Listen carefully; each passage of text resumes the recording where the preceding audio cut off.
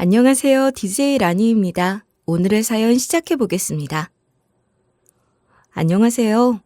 제 사연 이렇게 들으러 오신 분들도 저처럼 다른 사람들 이야기를 들으면서 하루의 피로를 날리는 청자님들이겠죠? 그런데 말입니다. 저는 제가 여기다가 사연을 보내게 될 일이 생기게 될 줄은 꿈에도 몰랐습니다. 개망나니 같은 제 아들 녀석이 이렇게까지 어미속을 썩일 줄은 정말 꿈에도 몰랐거든요. 전 그래도 자식을 잘 키우고 있다 생각을 하면서 살았어요. 아들 녀석이 엇나가기 전까진 말이죠. 그래요. 3대 독자 집안에서 태어난 독자라고 엄마인 제가 아무리 뭐라고 한들 주변에서 오냐 우쭈쭈 해주니 애가 거만한 건 사실입니다. 워낙 시부모님이 어화둥둥하며 아들이 잘못한 것도 귀엽게 보고 쉽게 용서하셨으니까요. 하지만 이렇게까지 막장으로 달려갈 줄은 정말 꿈에도 몰랐죠. 제 아들이지만 정말 가끔은 비 오는 날 먼지나게 때리고 싶은 기분이 들 때가 있었는데 지금 생각해보면 그렇게라도 잡지 않은 것이 후회될 따름이네요.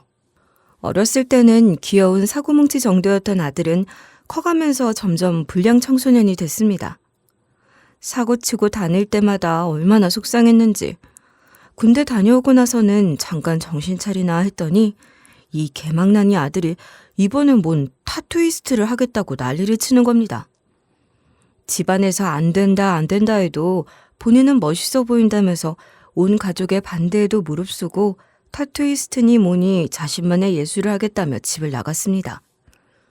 이 미친놈이 대학교까지 자퇴했다 하더라고요. 좋은 학교는 아니고 솔직히 돈만 주면 갈 수 있는 수준의 그런 대학이었지만 그래도 대학교 졸업장은 꼭 따길 바래 거기라도 가라고 한 건데 정말 이제 한숨만 나오는 상황이었죠. 그렇게 집 나간 아들이 잘 지내나 싶어서 연락을 하면 부모 연락이라고 전화를 그냥 뚝뚝 끊어버리고 당시에 얼마나 화가 많이 났는지 몰라요. 이게 내 자식이 맞나 싶은 생각에 그냥 의절하고 살까 싶기도 하고. 하지만 그렇게 못했던 건 역시나 3대 독자라는 그 단어 한마디 때문이었죠. 시댁 식구들 전부가 의절하겠다 펄펄 뛰는 저를 붙잡고 말렸거든요. 하여튼 그렇게 따로 살다가 아들이 며느리라고 어떤 애를 집에 덜컥 데려온 겁니다. 처음에는 아들이 저 닮은 며느리 데려온 거 아닌가 싶어서 한동안 며느리를 경계하면서 지냈죠. 그런데 생각보다 며느리는 아들 녀석과 반대로 엄청 소심하고 얌전한 친구더군요. 게다가 온몸에 문신투성이인 저희 아들과 다르게 어디에도 문신이라곤 찾아볼 수 없었고요. 그래서 하루는 물었어요. 너 정말 우리 재현이랑 사귀는 건 맞니? 정말 결혼하려고? 네, 재현 씨가 절 얼마나 잘 챙겨주는데요. 저 재현 씨와 결혼하고도 열심히 잘 살겠습니다. 어떻게 이리 참해 보이는 남의 집 딸내미를 데려왔는지. 솔직히 제가 며느리 부모였으면 제 자식 같은 놈한테 절대 못 준다 반대했을 겁니다. 아무튼 그럼 어떻게 둘을 결혼시켰냐 궁금하시죠? 아들이 그러더라고요. 저희 쪽만 결혼 허락하면 끝이라고. 우리 벌써 결혼 허락받고 왔는데? 얘네 집에서는 나 완전 환영한대. 솔직히 나만 한 남자가 또 어딨어. 그렇지 자기야? 저희한테는 아예 말도 없이 이미 사돈집에 가서 결혼 허락까지 마쳤다 하는 겁니다. 끝까지 제가 그래도 예의는 차려야지 상견례 하자. 이렇게 말해도 아들 녀석 막무가내로 그냥 결혼하고 살겠다고. 그나마 얌전하고 착해 보이는 며느리였으니 제가 넘어간 거지. 아니었으면 아들이고 나발이고 결혼 못하게 막았을지도 모릅니다. 물론 며느리네는 집안 형편이 변변치 못해 보였고 직업도 없는 백수라는 점도 걸렸지만 저희 아들이 젖꼬라진데 뭐 조건 따질 처지였겠습니까? 좋은 집안에서 저렇게 문신으로 도배한 놈을 누가 사이로 들이겠어요. 한숨이 푹 나올 정도로 걱정되는 아들 녀석의 결혼이 끝나고 속 시끄러운 일들이 지나간 후 어느 날 아들 녀석이 오랜만에 집에 놀러온다 전화를 하더군요. 평소에 자기 부모 알기를 우습게 알던 놈이었으니 뭐 때문에 오나 아들 꿍꿍이가 뭔지 아들의 전화를 받은 순간부터 걱정이 산더미였죠. 역시나 이놈의 아들, 조용하게 넘어간 적이 없습니다. 사업자금 좀 빌려줘. 나 다른 사업 좀 한번 해보려고. 가정도 꾸렸으니 이제 나도 제대로 돈 벌 일을 해야지. 그게 무슨 소리야? 그 타투이스트인지 뭔지는 어쩌고. 그것도 사업이라면서 이미 돈 가져갔잖아. 아, 몰라. 사람들이 내 실력을 몰라준단 말이야. 그래서 타투이스트 그만하고 새로운 사업 하나 해보려고. 엄마는 아들이 잘 되고 싶어서 노력하겠다는데 그렇게 못 믿어? 아들의 말에 옆에서 듣고 있던 남편도 벌떡 일어나서 뭐? 하며 놀랐습니다. 그렇겠죠. 저 타투인지 뭔지 아는 것 때문에 집 나간 지 3년 만에 며느리 데려와서 결혼하겠다. 저희 돈을 들고 간 게 겨우 3달 남짓 지났나? 했던 때거든요. 아, 무슨 말도 안 되는 소리를 해? 안 돼. 너 결혼도 모은 돈 없어서 엄마 아빠 돈 가지고 있으면서 사업을 한다고 돈을 달라고? 빌려주는 것도 아니고 달라는 녀석한테 난 볼 일 없다. 아, 왜? 다른 집에서는 사업한다고 하면 부모가 나서서 도와준다고 하는데, 그리고 3대 독자인 내가 사업 잘해서 집안에 도움도 되면 엄마 아빠도 좋은 거잖아. 철없는 아들은 계속해서 사업하겠다고 저와 남편을 설득하려고 하는데 그게 말이 안 되니 저와 남편은 계속 안 된다고만 했죠. 그럼에도 아들은 포기하지 않았습니다. 그날이 안 되면 다음 날도 안 되면 그 다음 날까지 집에 찾아와서 계속 조르는 거예요. 돈 달라고 말이죠. 속 시끄러운 일이 계속 반복되니 남편이 한숨을 크게 푹 쉬면서 아들에게 말했습니다. 그럼 자식이라도 낳고 와서 말해. 니놈 자식도 애가 있으면 가장 노릇은 하겠지. 남편의 이런 조건에 더 불안해진 것은 저였어요. 솔직히 손주 싫어하는 할아버지 할머니는 없습니다. 저 역시도 아들이 데려올 손주가 기대가 되는 건 마찬가지였으니까요. 하지만 앞서 보시는 것과 같이 이 철딱선이 없는 것이 이런 자기 아빠 말만 듣고는 대책 없이 애를 불쑥 만들어 올까 걱정이 됐죠. 그리고 그 손주를 결국엔 누가 볼지 걱정도 태산이었고 말이에요. 제대로 된 자리도 잡지 못한 아들이 자식을 온전히 잘 보살필 리 없잖아요. 제 이런 마음을 아는지 모르는지 남편은 돈을 준다니 좋아하는 아들에게 이어서 말했습니다. 너도 제발 애가 생기면 철 좀 들어. 언제까지 그렇게 철없는 자식 새끼 노릇만 할 참이냐? 자식 생기면 내가 지원하고 사업하는 것도 어느 정도는 같이 봐줄 테니 이번만큼은 네 엄마랑 나 실망시키지 마라. 사실요, 남편이 이런 말을 하는 이유를 저는 알고 있었습니다. 제 아들이 3대 독자라는 말 앞에서 했었죠? 아마 걱정이 됐을 거예요. 혹시라도 이번에는 딸 자식만 낳고 아들은 없으면 어쩌나 하고 말입니다. 그러니 일찍부터 손해 보게 해서 꼭 아들을 낳게 만들 작정이겠죠. 제 남편이지만 이다지도 보수적인 행동에 덩달아 같이 한숨이 나올 지경이에요.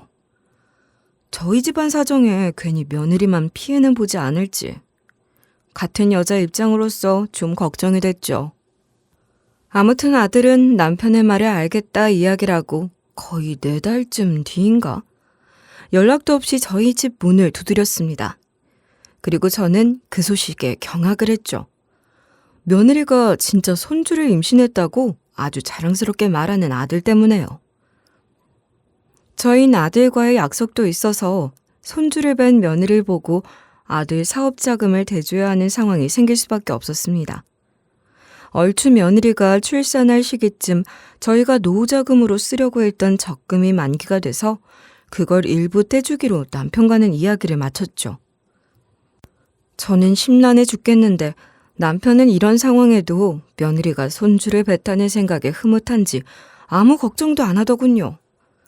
전 벌써부터 아들 녀석이 그 돈을 어떻게 쓸지 걱정인데 말이죠. 덩달아 저희 미래도 걱정이 되고 말이에요. 남편은 아들 녀석이 어련히 알아서 하지 않겠냐고 남자란 것들은 원래 지킬 것이 생기면 달라진다고 그렇게 말은 하는데 일어나지도 않은 미래니 뭐라 말은 할 수 없고 알겠다 하고 넘겨야 했죠. 그런데 며느리는 첫인상처럼 연약하고 가녀린 사람이었습니다.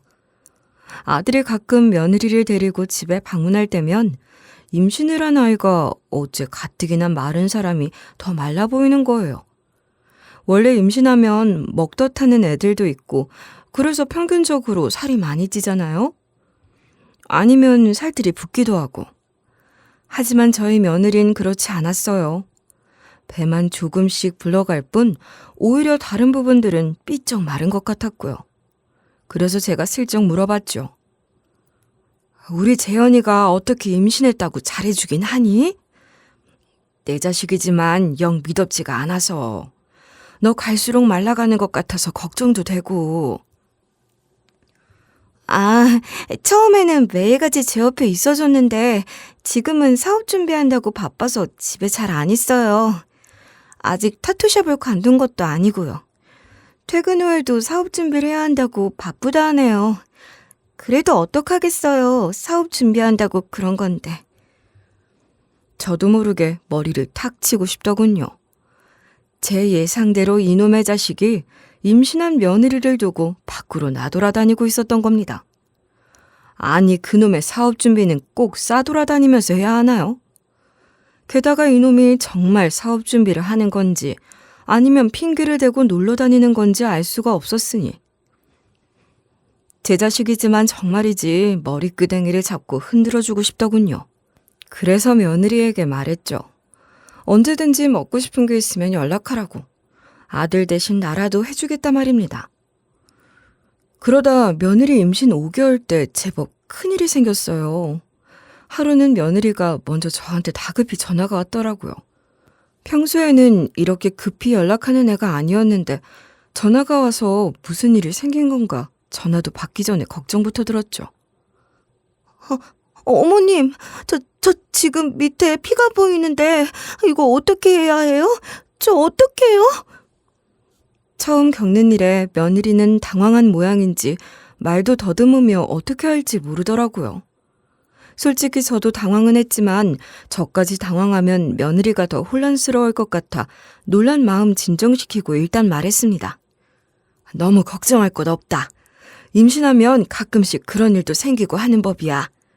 일단은 움직이는데 문제는 없는 거지?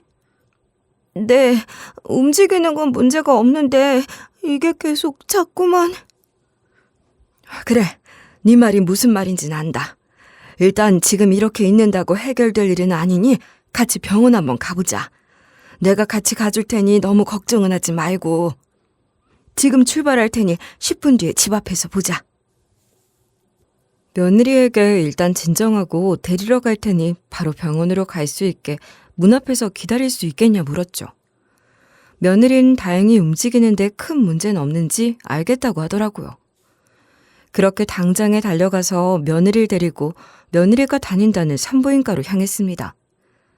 다행이라면 그냥 자궁이 약한 며느리였기에 스트레스로 인한 증상이라더군요.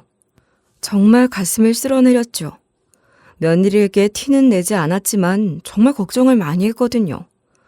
아이도 물론 중요하지만 유산이라는 것이 아이만 잃는 일이 아닐 수도 있으니 말입니다.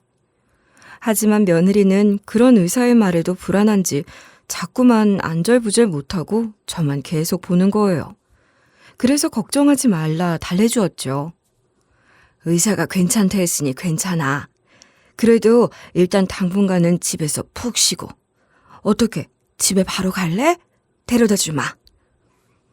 며느리를 집에다 데려다 주는데 이날따라 화장실이 급하더라고요. 며느리 때문에 긴장을 한 탓인지 집까지 참을 수 있을 것 같지 않아서 며느리에게 화장실 좀 쓸 수 있냐고 물어보는데 며느리는 한참을 우물쭈물하더니 네라고 대답하더군요. 처음엔 섭섭했습니다. 제가 병원까지 데려다 줬는데 시어머니가 집에 한 발자국이라도 들어가는 게 싫은가 하는 생각이 들었죠. 그런데 저는 집에 들어가고 나서야 그게 아니라는 걸 깨달았습니다. 집안 꼴을 보고 거기서 전 깜짝 놀랐거든요. 저도 정말 오랜만에 아들 내외 집에 들어가게 된 거라 둘이 어떻게 사는지 잘 모르긴 했는데 집안이 엉망진창인 거예요. 여기저기 술 먹은 흔적하며 허물을 벗듯 여기저기 벗어놓은 아들의 옷까지. 제가 그걸 보면서 입만 벌리고 있자 몸도 좋지 않은 며느리가 얼른 가더니 주섬주섬 정리를 하지 뭡니까? 저는 재빨리 정신을 차려 넌 그냥 저기 앉아서 쉬고 있어. 내가 정리하마 하고 며느리 대신 얼른 집안을 정리했습니다. 이놈 자식이 임신한 며느리 혼자 집에 두는 것도 모자라 거의 집에서 가정부 취급을 하는 것 같더라고요. 제가 이 순간만큼 며느리에게 고개를 들 수 없었어요. 생각해보니 제가 며느리를 챙겼어야 했는데 말이죠. 안사도는 며느리가 20살 때 이미 돌아가셨고 바깥사도는 시골에서 농사를 짓고 계셨거든요. 한마디로 친정에서 임신한 며느리를 케어해주기 힘든 상황인데 이런 상황에서 손수 케어해줄 생각조차 못했다니. 나이만 먹었지 저도 참 생각이 짧다는 자괴감이 들어 반성의 마음이 몰려왔습니다. 못난 제 자식을 만나 이렇게 고생하는 며느리. 친자식이 아니더라도 마음이 아팠죠. 그래서 제가 이날 후로 종종 들러서 반찬도 해다 주고 같이 청소도 해주는 등 열심히 챙겨줬습니다. 내가 며느리의 친정엄마가 되어주자 싶었죠. 역시나 며느리는 첫인상도 그랬지만 정말 조용하고 유순한 편이더군요. 제가 뭘 말해도 좋아요, 괜찮아요. 어쩌다 내 아들 같은 녀석을 만나 이리 사는지 정말 미안했습니다. 그렇게 평소와 같이 며느리와 보내던 어느 날 저녁, 그날은 일찍 들어온 아들한테 잔소리를 잔뜩 늘어놓고 임신한 아내한테 제대로 해라! 단단히 일러놓고는 집에 가려고 하는데 갑자기 현관을 나서는 저를 며느리가 탁 잡는 겁니다. 어머님, 오늘은 자고 가시면 안 돼요? 오늘만 저희랑 같이 지내고 가세요. 어때? 원래 이러던 애가 아닌데 갑자기 하루만 자고 가면 안 되냐 애원을 하니 깜짝 놀랐죠. 그런데 며느리가 이러니 아들 녀석이 옆에서 이러면서 평소 하지도 않던 저를 생각해 주더라고요. 자기 무슨 소리 하는 거야. 우리 엄마가 아무리 자기 열심히 챙겨준다지만 어린애처럼 어리광 부리면 안 되지. 엄마도 집에 가서 주무시는 게 편하고. 며느리의 이상한 모습에 평소 같았으면 그냥 들어줄 수 있었을 텐데 하필이면 다음 날에 계모임 친구들과 함께 여행을 가기로 약속이 되어 있어서 며느리의 이런 청을 들어주기가 어려웠어요. 그래서 최대한 며느리 마음이 상하지 않게 말했죠. 미안하다. 내일 내가 계모임에서 여행을 가기로 했거든. 그래서 짐 정리도 해야 하고 자기 전에 확인할 것도 있어서 오늘은 좀 힘들겠구나. 다음엔 같이 있자. 괜찮지? 제 이런 말에 며느리의 표정이 영 안 좋더라고요. 다음이란 말에 뭔가 포기를 한 듯한 그 눈빛. 그 눈빛을 그대로 지나치면 안 될 것 같은 느낌이 들었습니다. 그래서 그래, 어차피 내일 여행은 10시 출발이니까 새벽에 일찍 나가지 뭐. 하는 마음으로 다시 며느리에게 말했죠. 네 표정이 그러면 내가 막상 가기 어렵지 않니? 그래, 그럼 네 말대로 오늘은 자고 갈까? 나가는 거야 새벽에 가도 늦진 않으니까. 그런 제 말에 며느리의 얼굴은 환해졌지만 반대로 이젠 아들이 표정이 어두워지면서 갑자기 불쑥 이러는 겁니다. 아니 엄마, 아무리 그래도 아들 집에서 이렇게 갑자기 자고 가는 건 그렇지. 이 사람이 아무리 애가 있다지만 우리 아직도 신혼이야. 신혼? 너희가 무슨 신혼이라고 그러니? 그리고 내가 자고 가는 게 뭐가 어때서 그래? 엄마가 자식 집에서 좀 하루 묵고 간다는데. 그럴 거면 미리 얘기를 하던가. 제가 자고 가란다고 자고 간다고? 나는 내 의견은 안 중요해? 내일 당장 나도 빨리 나가야 하는데 엄마 있으면 불편할 나는 생각 안 하냐고. 방금까지는 제 생각한다며 일찍 가야 한다고 했던 아들이었는데 제가 자고 간다고 말을 하니 갑자기 태도를 바꾸는 겁니다. 이렇듯 제 집에서 제가 한시라도 빨리 나갔으면 하는 아들의 말에 기분이 잔뜩 상했죠. 계속해서 빈정대는 아들에게는 그래, 아주 너 혼자서 잘 먹고 잘 살아라. 하면서 상한 제 마음을 그대로 표출하고 나왔습니다. 며느린 이런 분위기에 혹시나 자기가 괜히 말을 꺼내서 그런가 잔뜩 뒤에서 움츠려 있었는데 저는 네 잘못 아니니까 다음에 보자 라고 며느리를 타이르며 그날 아들의 집을 나섰습니다. 제 속이 좀 상하더라도 이렇게 해서는 안 됐는데 말이죠. 아무튼 그 뒤로는 한동안 아들이 없을 때만 며느리 챙겨주고 저녁 시간이 돼서 슬슬 아들이 올 것 같으면 더 있으라고 며느리가 붙잡아도 아들 꼴도 보기 싫고 거기에 저와 아들 싸움에 불편할 며느리도 보기 싫다면서 그냥 일찍 집에 돌아오게 됐죠. 제 아들이지만 그날 그렇게 제가 마음속 이야기를 표출하고 나갔음에도 저에게 문자든 전화든 뭐로든 간에 미안하다는 말 한마디도 없는 불효자였으니 아무리 엄마라지만 쉽게 아들 녀석에게 눈치 보며 굽히고 들어가고 싶진 않았어요. 저도 자존심이 있었으니까 말이죠. 그러다 며느리의 출산 예정일이 됐습니다. 오늘이 출산일인데 배가 아프거나 불편하다거나 그런 건 없니? 보통 예정일 전이나 예정일에는 불편하고 불안한 마음이 가득할 텐데 며느리는 전혀 그렇지 않다고 하는 거예요. 혹시라도 제가 초조한 모습을 보이면 며느리도 긴장할까 싶어 너무 걱정하지 마라. 어차피 유도분만도 예약했잖니 하며 달래주었죠. 전 당연히 며느리의 옆에 아들이 있을 줄 알았어요. 아들놈이 아무리 골 때리는 놈이라지만 제 부인 출산 예정일에도 첫 싸돌아다닐지 누가 알았겠어요. 저는 유도분만 예약 시간에 맞춰 며느리랑 늦지 않게 가라고 신신당부할 생각이었습니다. 그래서 자연스럽게 아들 녀석 좀 바꿔달라고 며느리에게 말했는데 세상에 아들놈이 나가고 없다는 거예요. 너무나 말도 안 되는 상황에 저도 모르게 긴장하고 있을 며느리에게 큰 소리를 내고 말았습니다. 재현이 이 녀석은 어디 갔어? 왜 이렇게 조용해? 자기 아내가 애를 낳니 마니 하는데 그 타투인가 뭔가 한다던 가게도 지난달에 관둬서 어차피 지금 백수 상태 아니니? 아, 재현 씨 지금 사업 때문에 뭐 조사한다고 아침부터 나갔어요. 그러곤 지금까지 아직 소식이 없네요. 아니 대체 무슨 조사를 하길래 지 와이프 출산일인데 그런다니? 그게 꼭 오늘 해야 할 일이래? 걔가 너 오늘 출산 예정일인 거 유도분만 예약한 것도 다 알고 있지 않아? 남편이란 놈이 어찌 제 자식까지 아내를 집에 두고 나간단 말이야? 죄송해요. 저도 자세한 건 잘 몰라서요. 남편한테 물어봐도 꼬치꼬치 캐묻고 간섭한다고 싫다 해서. 그럼 지금 전화라도 해볼까요? 아휴, 아니다 됐다. 큰 소리 내서 미안하구나.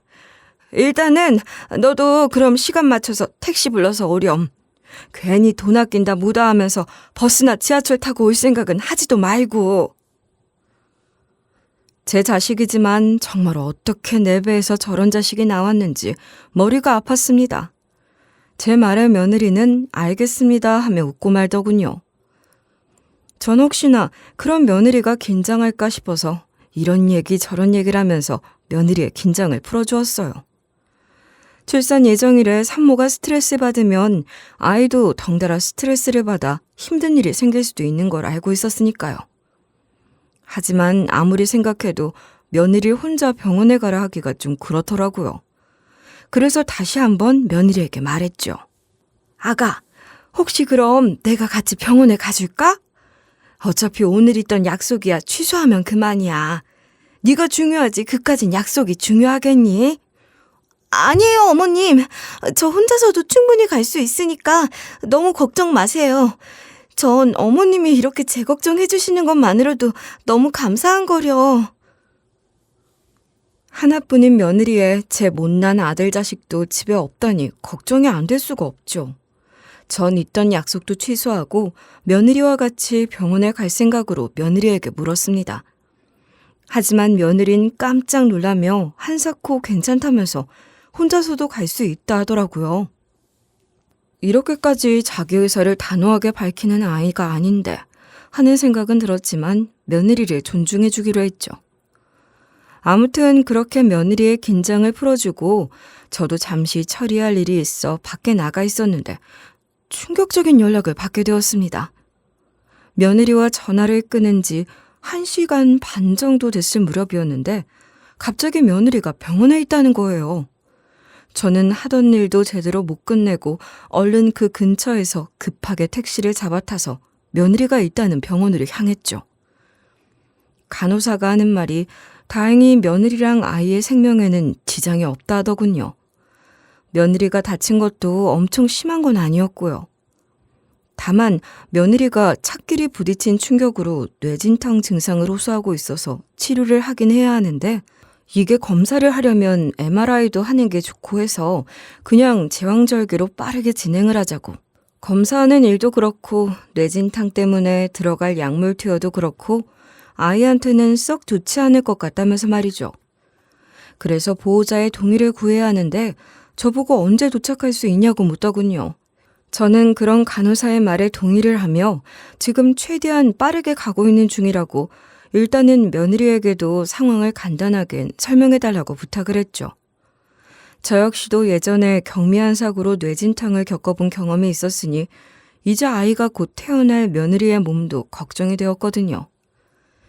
그래서 저는 택시기사님께 죄송하지만 최대한 서둘러서 병원으로 가달라 부탁을 했습니다. 병원에 도착해서 며느리를 찾았는데 출산이 임박한 산모 환자라 그런지 저를 얼른 며느리에게 데려다 주더라고요. 그나마 다행히도 며느리는 아직까지는 견딜만한지 응급실 침대 위에서 얼굴만 잔뜩 찡그리고 있더라고요. 그래서 일단 저 먼저 진정하고 며느리에게 상황을 차근히 설명해줬죠. 간호사에게 한 번 들었던 내용이라도 가족이 또 한 번 제대로 설명하는 건 다른 느낌이잖아요. 네? 제왕절개요? 꼭 제왕절개를 해야 하나요?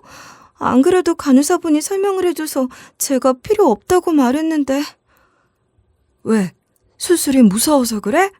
너한테 지금 처방해야 할 약이 뱃속의 애한테는 좋지 않대. 그래서 아이 먼저 꺼내자 하는구나. 간호사가 이런 말은 안 해주든? 해주시긴 했어요.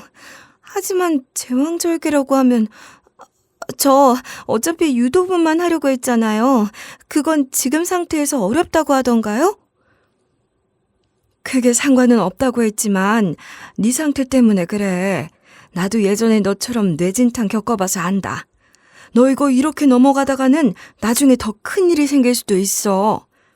그러니까 애초에 애를 빨리 꺼내고 제대로 치료를 먼저 받는 게 좋아.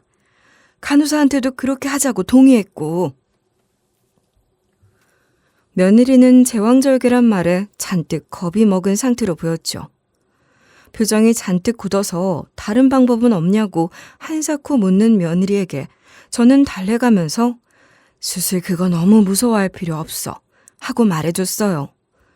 오히려 지금 제대로 뇌진탕 증상을 잡지 않으면 오래 고생한다고 설득을 했죠. 며느리도 제가 이렇게까지 말하자 그 이상은 별말 없이 알겠다 하더라고요. 이때 며느리의 표정은 조금 체념 비슷한 표정이었습니다. 저는 이상하다 생각했죠. 제왕절개를 한다 치더라도 크게 어려운 수술도 아니고 문제가 될 것도 거의 없는 걸 알고 있을 텐데 이렇게까지 체념한 표정을 지을 일인가 싶어서 말이에요. 아무튼 제왕절개를 하겠다 며느리가 이야기를 했으니 저는 얼른 간호사에게 가서 동의서를 작성하고 수술을 잡아달라고 부탁했어요. 최대한 빠르게 말이죠. 다행히 바로 수술해줄 의사 선생님이 있어서 당일 수술이 바로 잡혔어요. 며느리는 하반신 마취를 하고 수술실에 들어갔죠. 그런데 말이에요. 며느리가 사고당했다는 소식 듣고 아들놈한테도 연락을 했는데 이놈의 아들이란 녀석은 연락을 받지도 않더라고요. 제 자식을 가진 사람이 다쳐서 병원이라는데 제 속이 너무 답답했죠. 어차피 제왕절개로 크게 문제될 일은 없다 했으니 며느리의 수술이 끝나길 기다리고 있는데 며느리가 들어간 지 10분도 안 돼서 갑자기 수술실에서 의사가 나오더니 저보고 소독하고 잠시 들어오라고 하더군요. 애한테 무슨 문제라도 있나 싶어서 노심초사하며 들어갔는데 의사가 수술실에서 며느리 옷을 젖혀서 보여주더군요. 순간 너무나 충격적인 걸 보게 돼서 입이 제대로 다물어지지 않았습니다. 며느리의 배에 있는 그건 바로 글자로 새겨진 문신이었어요. 정윤경은 조연재의 것, 통금 어길 때마다 8대, 기분 거슬리게 할 때마다 10대, 전화벨 3번 이상 울리면 15대. 이런 내용이 며느리의 배에 쓰여 있는 겁니다. 저는 저도 모르게 며느리한테 이게 다 무슨 이야기야! 하고 큰 소리를 내고 말았어요. 의사는 며느리의 이걸 보고는 잔뜩 심각해져서 수술실 안의 의료진들과 이야기한 후 저를 부른 거였죠. 아무튼 제 물음에 며느리는 꺽꺽 오열을 하며 저에게 충격적인 진실을 말했습니다. 저는 정말 제 아들놈의 새끼가 그런 망나니인 걸 전혀 몰랐어요. 며느리의 말에 의하면 제 자식이 며느리를 지금까지 계속 괴롭혔다고 하더군요. 전 처음엔 절 사랑해서 그런 거라고 해서 의심도 안 했는데 날이 가면 갈수록 재현 씨 집착이 심해지면서 이런 문신을 새겼어요.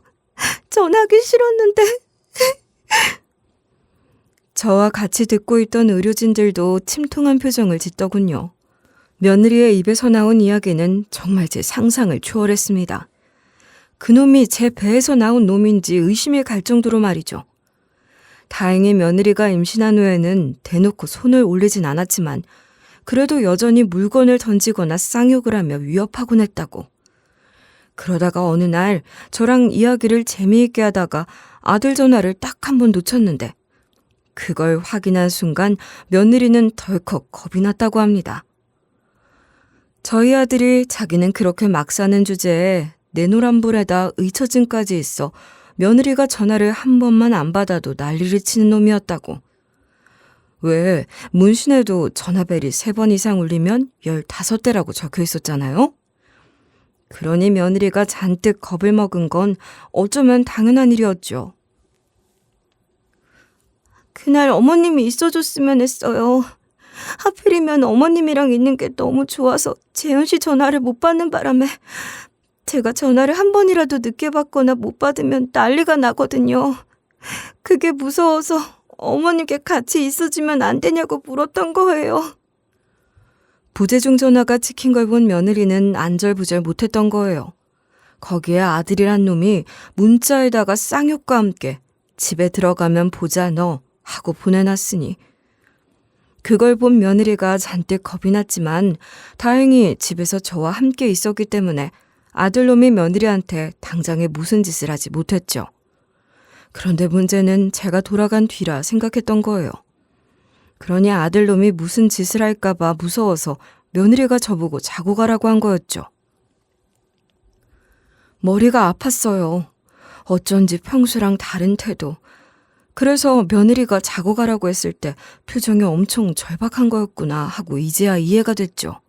며느리는 의사 선생님에게 시어머니는 모르시니 알리지 말아달라고 했지만 심상치 않은 문신 내용에 며느리 말을 무시하고 저를 불러 알려준 거였어요.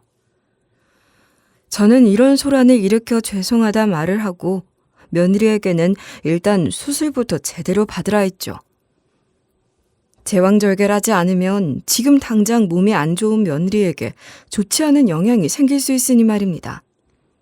그렇게 며느리가 제왕절개 수술 받고 있을 무렵 아들한테 전화가 왔어요. 아들은 몹시 당황한 목소리로 며느리가 사고를 당했냐고 묻더군요. 아이는 무사하냐고요. 저는 아이랑 며느리 둘 다 무사하다고, 다만 며느리가 치료를 받아야 하는데 임산부라 검사나 약물 투여가 아이에게 안 좋을 수 있으니 지금 제왕절개를 한다고, 후에 치료도 할 거라 전해줬죠. 그러자 아들은 안도의 한숨을 내쉬더라고요. 제 아이를 가진 며느리한테 그딴 짓을 해놓고도 말이죠.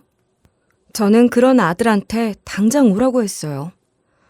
지금 제 자식 가진 사람을 못 살게 굴어놓고 안도의 한숨이 나오냔 말이에요. 제 말에 아들은 볼 일이 있어서 당장은 올라오기 어려운 상황이라고 투덜거렸는데 진실을 알게 된 저는 시끄럽다고 당장 올라오라고 큰 소리를 냈습니다. 엄마 갑자기 왜 그래? 애랑 집사람은 다 무사하다며. 그럼 내가 지금 당장 올라갈 필요는 없잖아. 동의서도 엄마가 작성해줬다며. 너 같은 자식을 4배로 낳은 게 부끄럽다.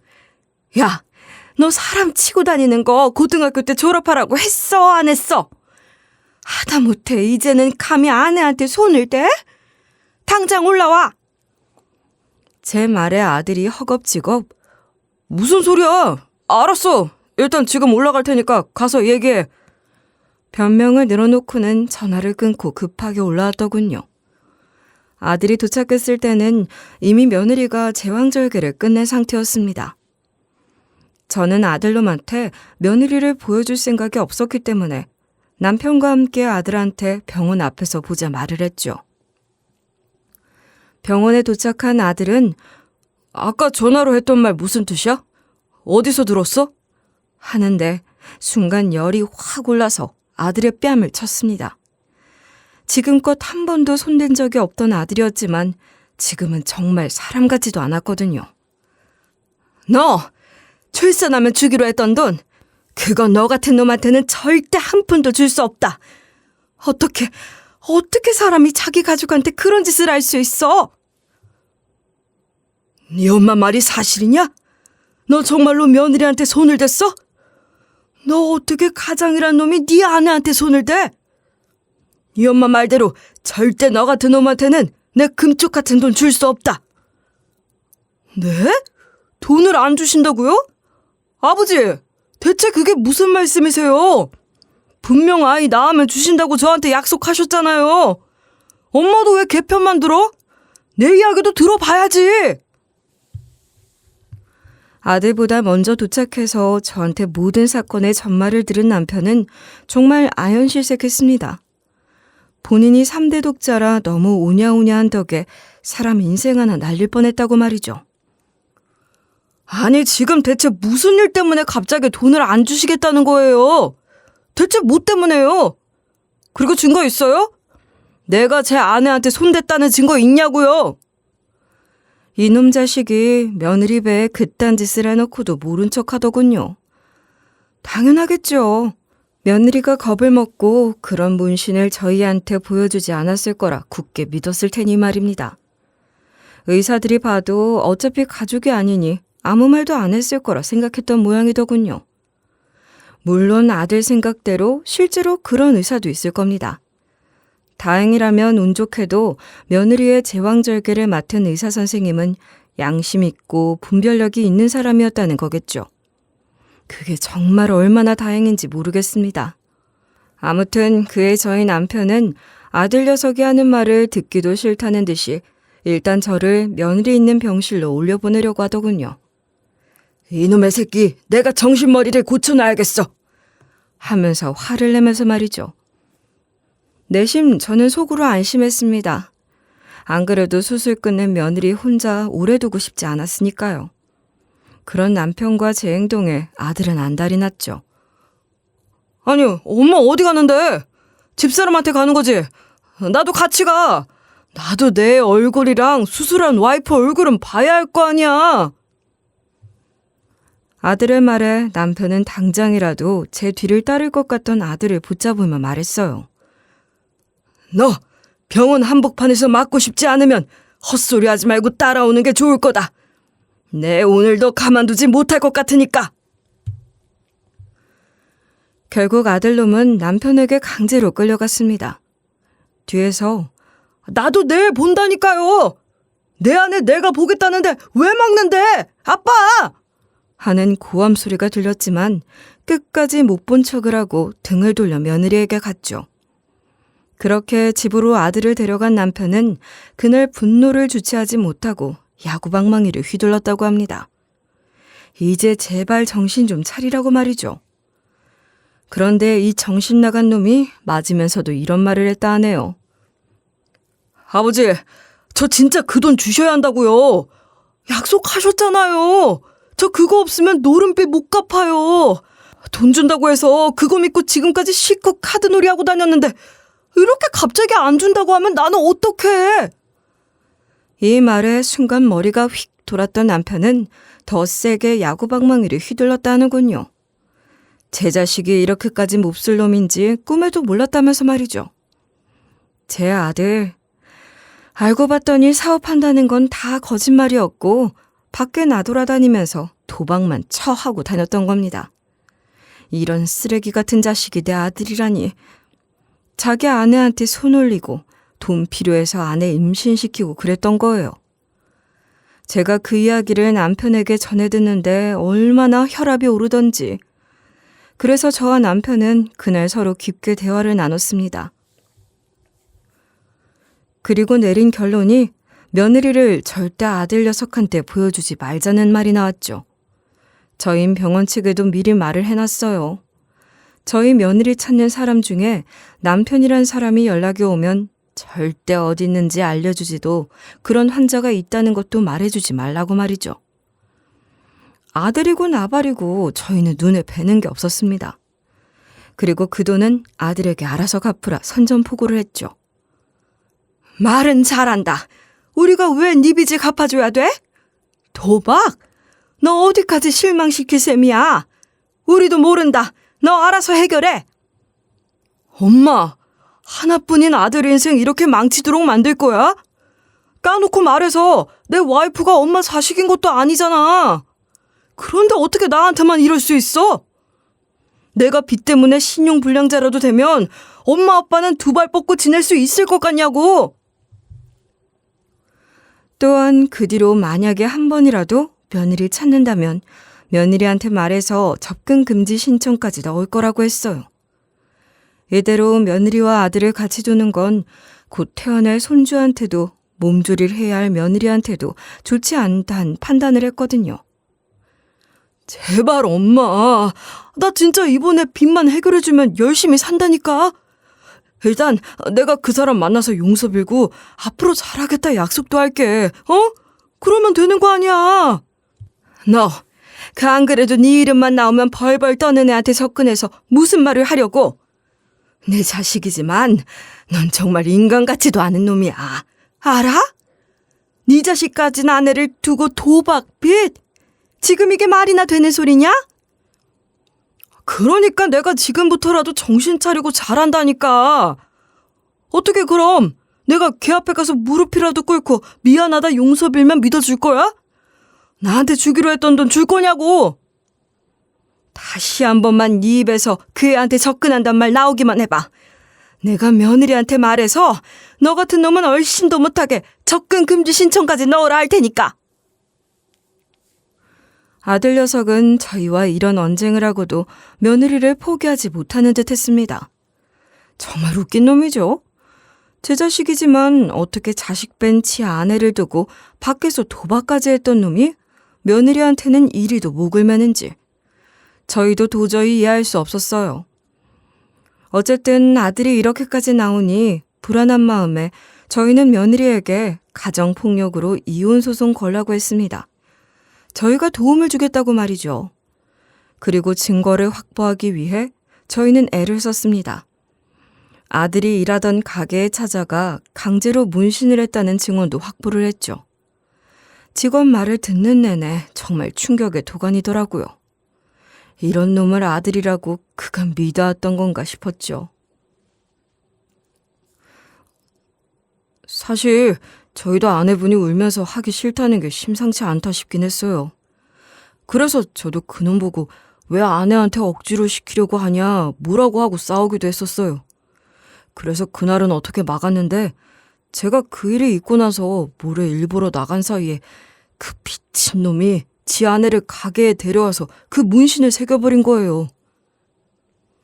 아들과 함께 일했던 직원은 그때 당시의 일이 아직까지 잊혀지지 않는다는 듯이 고개를 푹 숙이면서 말하더군요. 하필이면 사장님도 그때 안 계셨고 다른 직원은 왜소한 놈이라 무서워서 그놈이 하는 짓을 못 막았다 하나 봐요. 최대한 제가 자리를 지켰어야 했는데 너무 죄송합니다. 그때 신고만 했어도 일이 이 지경까진. 저희에게 증언을 해준 직원은 며느리에게 너무 미안하다고 한 번이라도 괜찮으니 직접 사과를 할 수 있게 도와달라는 말도 하더군요. 정말 제 자식놈이 여기저기 민폐를 끼치고 다녔다는 사실에 열불이 나지 않을 수 없었어요. 아무튼 그 외에도 저희는 일부러 아들에게 전화를 걸어 시비를 걸곤 며느리를 쳤다는 말을 본인 입으로 직접 내뱉도록 유도를 했어요. 그리고 그 녹음을 증거로 며느리가 이혼 소송을 걸 때 제출했습니다. 그럼 걔가 딴 놈이랑 시시덕거리고 있는데 그걸 나보고 듣고만 있으라고? 그럼 버릇은 애당초 단단히 버릇을 고쳐놔야 한다고. 이 내용 말고도 참 많은 이야기들이 오갔지만 차마 여기서 말하기에는 어마무시한 욕들이 난무하여 적을 수가 없네요. 그래서 며느리가 이혼 소송 관련으로 어쩔 수 없이 아들을 봐야 했을 때는 변호사, 거기에 저희 남편까지 대동을 했습니다. 아들 녀석이 며느리에게 그간 했던 태도들만 들어도 두 사람은 같은 공간에 단둘이만 있게 한다는 건 있을 수 없는 일이라 생각을 했죠. 그렇게 마지막 이혼 소송이 끝나고 저희는 아들에게 주기로 했던 돈을 대신 저희 며느리에게 줬습니다. 그간 혼자 너무 힘들었을 며느리에 대한 위자료 같은 명목이었죠. 제 못난 자식은 며느리에게 위자료를 줄 여력도 없었으니 어쩌면 저희가 그간 며느리와 아들을 제대로 보지 못했던 양심의 가책으로 줬던 걸지도 모르겠네요. 그런 저희 마음을 아는지 모르는지 며느리는 한사코 저희와 같이 있길 원했지만 저흰 그러지 못했어요. 아무튼 많진 않지만 그래도 며느리가 어느 정도 자립하는 데 도움이 될 것 같아서 흔쾌히 남편과 결정한 일이었죠. 그리고 며느리에게는 저희도 모르는 곳으로 가서 살라고 했습니다. 며느리는 어머님, 아버님 두고 제가 어딜 가요. 여기 손주도 있는데. 하면서 부득불 저희 곁에 있으려 했지만 저희는 완고했어요. 너 이대로 있으면 저놈 성격 절대 못 고쳐. 그리고 너도 네 삶을 살아야지. 언제까지 그렇게 살 거니? 우리 아들 녀석이 절대 못 찾을 곳으로 가라. 애 양육비 같은 건 걱정하지 말고. 제가 이렇게까지 완고하게 나오자 며느리가 잔뜩 움츠러들어 어머님, 아버님은 저에게 은인 같은 분들인데 제가 어떻게 떠나요? 하며 눈물을 뚝뚝 흘리는데 그 모습을 보고 마음 같아서는 함께하고 싶은 마음이 굴뚝 같았지만 며느리를 위해 단호하게 말했죠. 나도 너하고 손주랑 같이 살고야 싶지. 그런데 우리랑 같이 있으면 내 아들이란 놈이 언제 나타나서 깽판 칠지 모른다. 그렇다고 남편이랑 내가 항상 네 옆에 붙어 있을 수도 없는 노릇이고 현실적으로 불가능하잖니. 그러니 좀 슬퍼도 떨어져서 지내자. 어쩔 수 없어. 며느리는 떠나던 날 엄청 울었습니다. 덩달아 저도 눈물바람으로 그런 며느리를 보내주어야 했죠. 아무튼 그렇게 떠난 며느리는 한 달에도 몇 번씩 영상통화 걸어서 안부를 전해주고 있어요. 특히나 손주가 많이 자랐다면서 오늘은 뭐를 했다, 오늘은 뭐하고 놀았다 하면서 손주의 하루를 전해주곤 했죠. 아들놈이 좀 잠잠해진 후엔 저희도 며느리를 1년에 5-6번 정도 찾아가고 있습니다. 일부러 며느리한테는 저희 집에는 찾아오지 말라고 항상 저희가 며느리가 사는 곳으로 가고 있죠. 아들놈이 저희 주변에 안 보인다고 해서 방심할 수는 없는 노릇이니까요. 벌써 이렇게 지낸 지도 5년 정도 되었네요. 제 아들 녀석은 현재 아무 지원도 없이 제 빚을 갚아나가는 중입니다. 이 미친놈이 빚 무서운 줄도 모르고 2억이란 돈을 빌려서 도박에 날렸더군요. 다행스러운 건 아직 사채까지 쓰진 않았고 3금융권 은행까지만 손을 대서 본인이 스스로 수습은 할 수 있겠더라고요. 엄마, 제발 이번 달은 생활비 조금만 빌려주세요. 네? 저희는 아들에게 돈 한 푼도 쥐어주지 않고 있어요. 본인이 진 책임은 스스로가 해결하라 하고 방관하는 중이죠. 이 녀석은 자기 빚에 허덕이느라 양육비도 제대로 책임지지 못하고 있습니다. 일단은 저희 통장에서 나가곤 했지만 훗날 이 못난 놈에게 다 청구해서 받을 예정이에요. 손주와 며느리는 지방 어디서 살고 있는데요. 손주가 어린이집에 들어갈 나이가 되고부터는 자기도 손 놓고 있기 싫다며 며느리는 집 근처에서 적게 일을 시작하고 있습니다. 아직 아이가 어리니 풀타임은 그렇고 아르바이트로 생활비 정도는 벌어다 쓰는 중이라고 하더군요. 저희 며느리가 힘들다 하면 나서서 도와줄 생각이 만만이기에 힘든 일이 있으면 언제든지 말을 하라 했습니다. 힘 약한 며느리가 제대로 도움을 청할진 걱정이지만요. 그래도 아직 어린 손주가 제 엄마가 힘들어한다 말을 해주니 참 다행이랄까요. 저희는 이번에 뼈저리게 반성을 하게 됐습니다. 이래서 남들이 자식 때문에 욕을 하는구나 알게 되었죠. 사실 저는 경험으로 인해 제 사연을 듣게 될 청자님들께 경각심을 일으키고 싶었어요. 제 자식이 귀하다는 건 물론 저도 알고 청자님들도 그러리라는 걸 예상할 수 있습니다. 하지만 고지고대로 자식 말만 믿어서도 안 되고 자식이라고 우쭈쭈만 해서도 안 된다는 걸 전 이번에 깨달았어요. 물론 하나뿐인 가족이고 내 배 아파 낳은 자식이지만요. 그 자식의 행동이 때로는 누군가의 귀한 자식 혹은 주변 사람들에게 큰 위협을 줄 수 있다는 걸 알았으면 합니다. 고해성사 같은 제 이야기는 여기서 끝입니다. 마지막까지 들어주시느라 너무 감사하고요. 더운 날씨 건강하고 무탈하게 보내시길 바랍니다.